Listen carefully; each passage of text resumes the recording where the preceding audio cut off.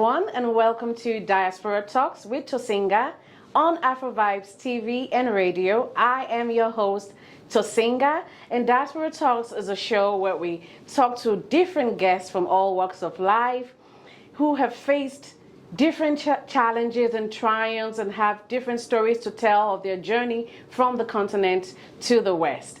And today I have a very special guest who happens to be a very good friend of mine, the beautiful, gorgeous, intelligent, beauty and brains all the way from Kenya, Hilda Mwangi. Oh, thank you, Tosinger. Welcome to Afrovibes TV. Welcome to Diaspora Talks. How are you doing today? I'm doing very well. Thank you for the invitation. It's really great to be here. Definitely. And you look so gorgeous. Oh, thank you very much. You look so beautiful. Oh, thanks. That's very kind of you. Yes, you could pass for a model. Oh. I see like Iman, Naomi Campbell vibes going on. See, maybe in my next life. In your next life. life. Yeah, so tell us about you. Who are you? Where are you from? And what's your story? So I'm Hilda Mwangi. I'm from Kenya, in a little town called Nyeri. It's about maybe 30 minutes from Nairobi, and I've been in the U.S. for 25 plus years at this point. 25 years. Yes, and Wow. it's been quite a journey, like I'm sure a lot of you can relate. And so when I moved to the U.S., I moved to Oregon. Oregon, Yes. of all places. So why did you choose Oregon out of all the states in America to move to all the way from Kenya? Yes, so I had a couple of brothers who were going to school in Oregon, so it was just natural for me to move to Oregon. I did my undergraduate in the very rural part of Oregon, by the way, just a couple hours away from Boise, Idaho, in the middle of nowhere. Boise, Idaho?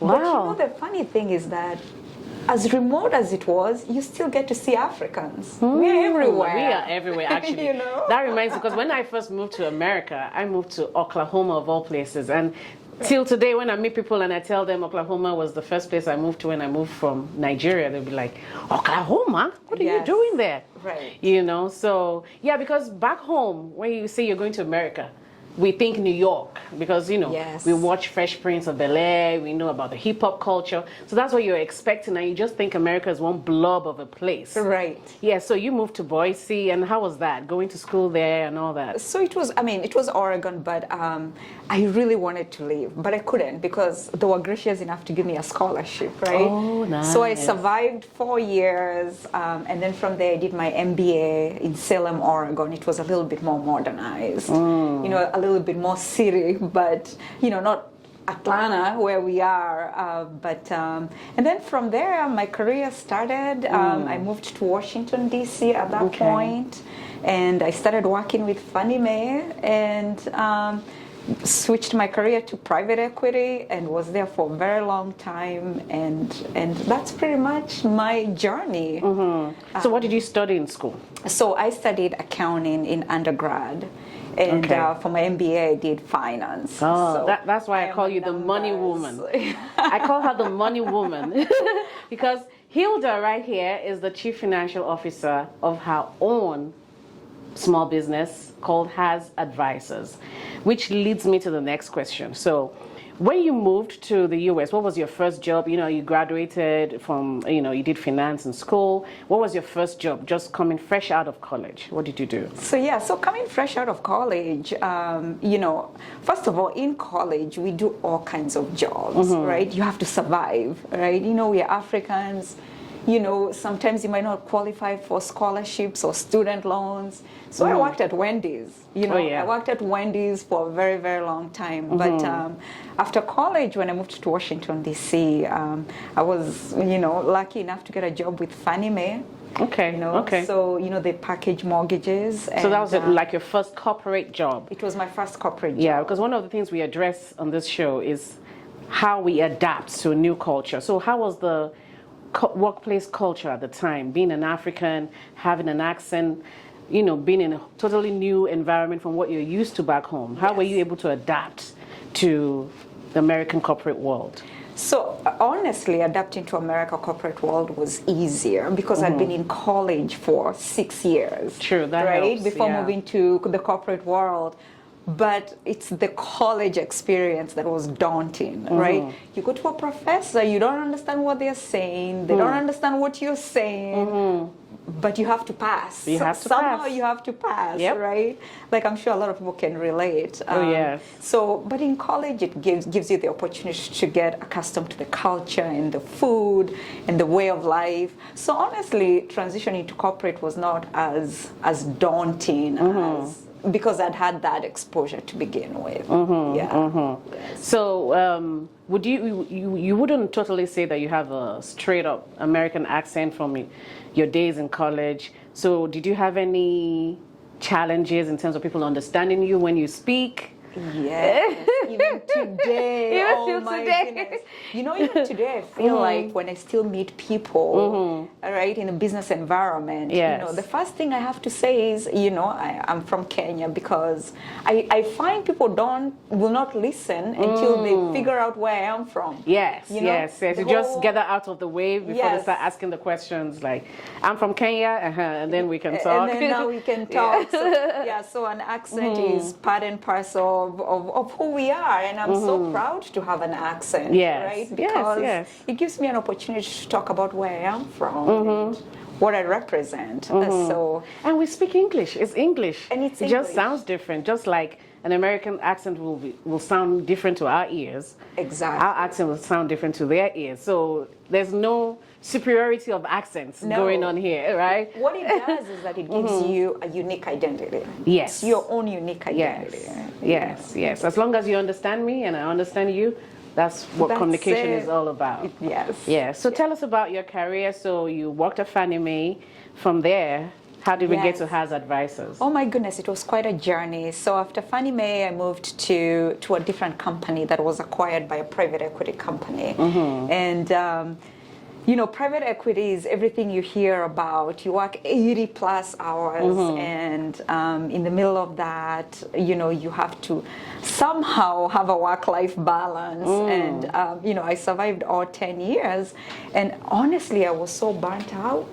Wow. I was like, I am done. I'm just gonna go out on my own, right? So I went out on my own, and I started my own company, helping small businesses with their business finances. So that Okay. was a passion of mine, because I'd worked for such large corporations. It's like making the richer richer, which there's nothing wrong with that. But I felt like, you know, smaller businesses really needed the resources. They really needed the know-how.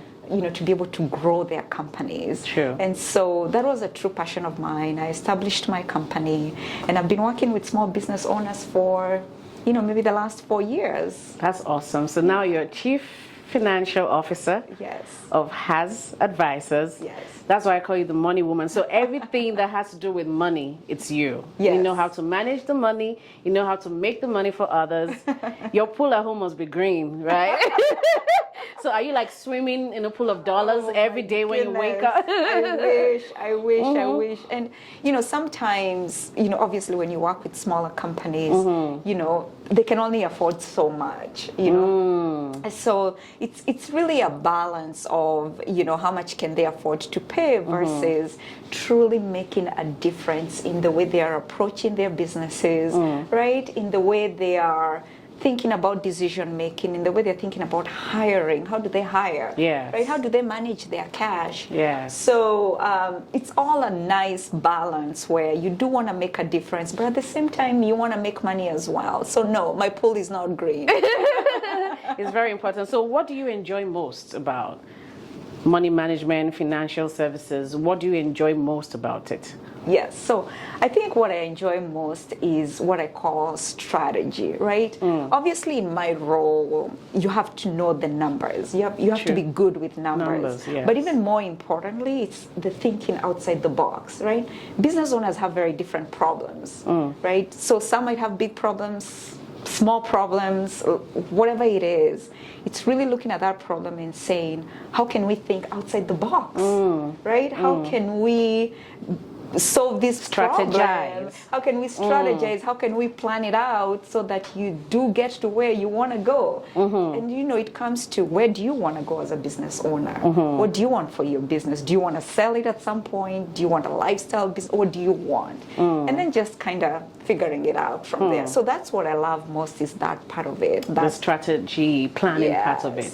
So what would you say is the biggest challenge being in financial services industry?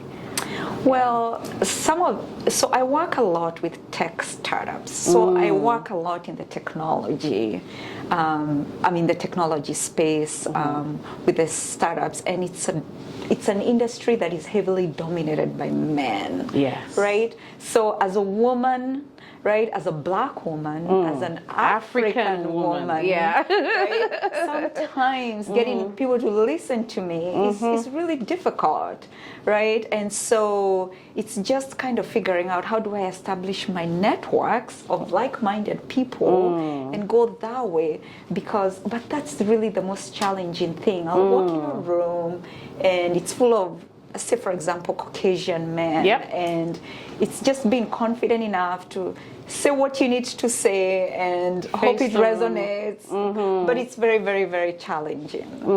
Yes, and I cannot wait to see a point where, you know, obviously things are a little bit different. True. Okay, so what advice would you give to anyone trying to, you know, follow your footsteps and say, okay, I think I have a passion for numbers, I have a passion for money. How do I go about it? Well, I say that obviously finance is very big, and actually I was reading somewhere that people are no longer studying finance in school. But think about it, finance is needed in everything. Yeah. Right? It's needed in our own homes, it's needed in any kind of business, right? Yes. Almost every decision we make, almost every little decision we make has money attached to it. Yes. So time is money. Time is money, yes. right? So I think that being in finance is a beautiful thing, right? And obviously I would recommend my path, right, where you get into, yes, you can do the numbers, but sometimes that can get repetitive a little bit. So maybe you can incorporate the strategy part of it, which makes it all exciting because you're dealing with different things every time, right? But definitely I would recommend being in finance. The more you know about money, the better, right? Yes. You can be able to not only help yourself, but help other people. Others. Yes. So, career in finance is definitely a good thing. Is worth it. Yeah. So I was going to ask you, if you were not doing finance, what occupation would you have found yourself in? What's your second best option in terms of career? What would you be doing? When I was growing up, I wanted to be an attorney. I wanted to be a lawyer. I see it. You see it? Yeah. You see it? Yeah. So I wanted to be an attorney, and I actually was even admitted to law school, but at that point my mom passed away, right? So I needed to slow down a little bit. But yeah, to your point, I probably would have been an attorney, but I don't think that's what my path was. Yes. So. Well, you're excelling where you are right now. And on that note, we need to pay some bills too, and we're going to go on a break now. It's been such a beautiful conversation so far with Hilda Mwangi, Chief Financial Officer of Has Advisors. And when we come back from this break, stay tuned, don't go away. We'll resume talking with the beautiful Miss Hilda Mwangi.